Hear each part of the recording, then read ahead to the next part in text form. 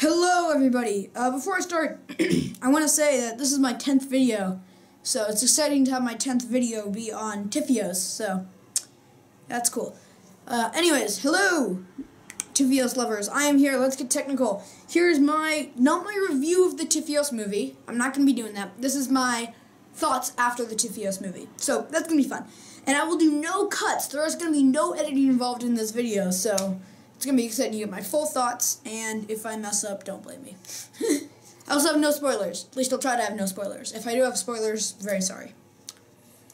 I wrote all my stuff down so I didn't forget my pen words. As the waiter says before I start. But my impressions of the movie is very good. It's a phenomenal movie. Well done.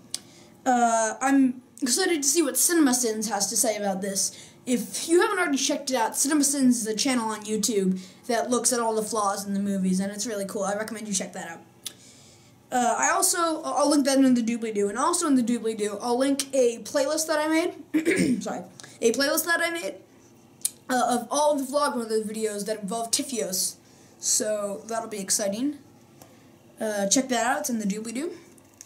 One of my first things on my pen word cheat list thing is that the casting was very good in the movie. I really liked the casting. I thought Shailene and Ansel and Nat Wolff did a very, very good job acting. Good choices. So whoever was the caster, good job to them. Second thing on here is the movie was very faithful to the book. Yeah, there's not too much. I'm going to go into this in a bit, but it's not like there's some dramatic change. It was very faithful. It really honored the book. It made the book be happy to be written, if that makes sense. Now, I wrote down here, it's kind of confusing, 80 to 95%. Now, most books that are turned into movies are about 80% follow the book. Like, if I was, like, Diary of a Wimpy Kid, you know, the famous book and the famous movie, that was turned into a movie, yeah. So, most of the movie was following the book, but there are some scenes they cut out and some scenes that they left in and some scenes that they added to make the movie more interesting. So they 80% followed the book, but there are two movies that I could think of that are like about 95% faithful to the book. And by 95%, I mean they may be cutting some stuff out, but they aren't really adding some new flavor in. And that's Harry Potter and Tiffios. If you notice, the Harry Potter series is exactly like the book. There's not really any changes. So I thought, side note there, like going back a couple years. But Tiffios' movie was very much like the book. Yes, they did cut some stuff out, and I'm going to go through that later. But yeah, it was very much like the book, and I like that. I like that. I'm actually going to take a second here to talk about the originality of movies. If you notice these days, when I was watching the trailers for the movie, most of the movies said either based on a true story or based on a best-selling book. Huh? Like, there's no original movies these days. If you actually look at the charts, the best-selling movies, like even just 10 years ago, or a couple years ago, were original movies like Despicable Me, Kung Fu Panda, How to Train Your Dragon. Now they're either coming out with movies based on books, movies based on true stories, and movies that are based on other movies, like Kung Fu Panda 2, How to Train Your Dragon 2, Ice Age Infinity. So yeah. They're just basing stuff on previous things.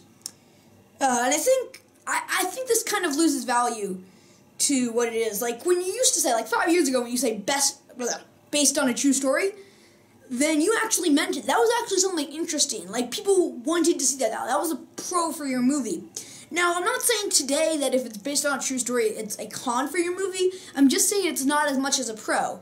It's kind of like if I had $1 and I don't know how I symbolize $20.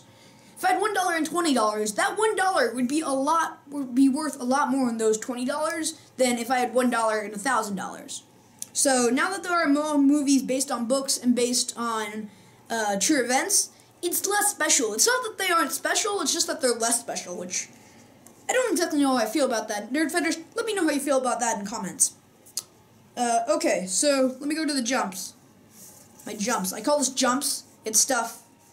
It's just another section, so. Oh, actually, before I do the sections I'd like to talk about, I want to talk about the poster which I guess I was supposed to prepare for you, but I don't have the poster, so sorry about that. The poster's pretty good. I really like it. Ooh, I need to add animations. Sorry, side note. But the poster was very good. I like it. I think I saw there was one thing in the poster. It was like a sick love story, which I guess, I don't know if that was, or something like that. I don't know if that's supposed to be something like, that was sick, like, oh my gee, that's sick. Or just because they were actually sick. And I think that was supposed to be, I guess, a double meaning. I don't know how I like that. Tiffios is not a sick or rad movie. It's a touching, emotional movie, and kind of a comedy. Not really, but more of a touching, emotional movie. And I really wish they would stick to that on the poster. I mean, I totally think they did, but that one phrase kind of irks me. Anyways, before I start, I want, because I didn't write this down, I just thought of something. No edits, see? This is what the great thing about no edits is. There were those little animations in the movie. Like, I can't give spoilers, but whenever, like, Hazel received a text, on the side of the screen, like right here, would pop up a little text bubble and show what they would wrote. Or whenever she received an email, they would, like, type the email right here.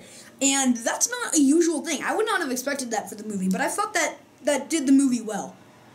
So if you ever see the movie and think of, you know, those little animations, you'll probably like them too. They're cute. Anyways, here are some things I noticed during the movie. The author, Peter Van Housen, or Peter Van Housen, I can never say his name right, his scotch glass magically refills sometimes, so I guess he's got a magically refilling shot glass. There was some stuff they left out, like, they didn't show Gus's old girlfriend. Like, if you read the book, there was a whole section about how, like, Hazel goes onto Facebook and looks at all the feeds of Gus's old girlfriend and stuff to see how that works out. But, yeah, they cut that out. They also cut out that mall scene where Hazel and her friend go to the mall, and they go shopping, and eventually Hazel lets this little kid try on her breathing thing. They cut that out. I don't really know why. I guess because it's not really essential to the storyline, but a cute moment. So that would have been nice. They didn't show Gus's feet that much. I was very proud. I kept looking for the one time. I'm sure there's at least one time, but I didn't see it. I kept looking for one time when they would show Gus's feet, and they would get, like, a part of his skin to show that, like, it wasn't actually a robotic leg, and that would be, like, a mess up for them. But they did very good. They did very good. They did barely show Gus's feet. I kept looking for that. They do show them, but they don't show it that often. So, if you're going to look for that, you probably have to look really hard. Now it's time to go to the more inappropriate side. They did not do a very funny scene that I hope they did. There's a scene in the book, at the very end, where Hazel and Isaac are playing this video game, and you may be saying, well, Alex, Isaac is blind. It's the special blind video game where you say, like, what you want to do. Like, if I wanted to go forward, I would say, go forward, instead of moving a joystick. And it's a really funny scene. It's kind of inappropriate, so I can't really go into it that much, but I wish they didn't have cut that out. They did say the F word in the movie once. They did not say that in the book.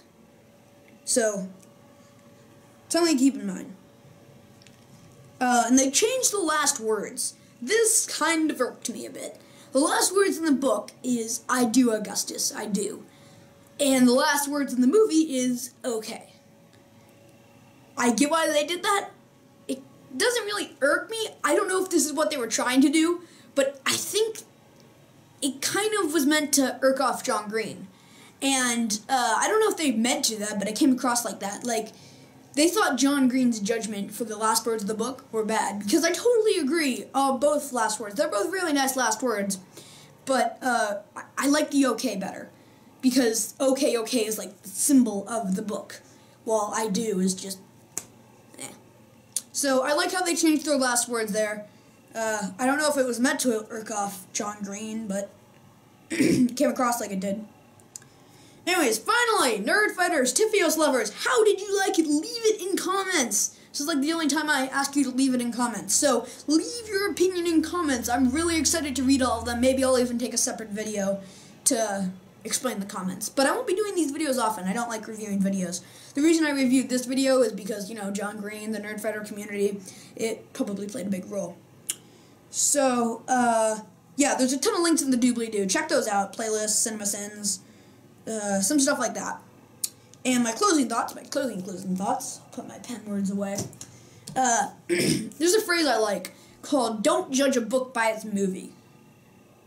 Get it? Because, like, there's been some really good books, Cat in the Hat, and millions of others, just naming one, that have been turned into really bad movies. That's true. That actually happened. So, my final thought, I guess, is if the phrase, don't judge a book by its movie, is true, this movie wipes that phrase out of the water. Augustus Waters, bringing it back. Oh, yeah! Anyways, read the book first, but get ready, get out, see the movie, and be awesome. Thank you for watching. Yeah. And don't forget to be awesome.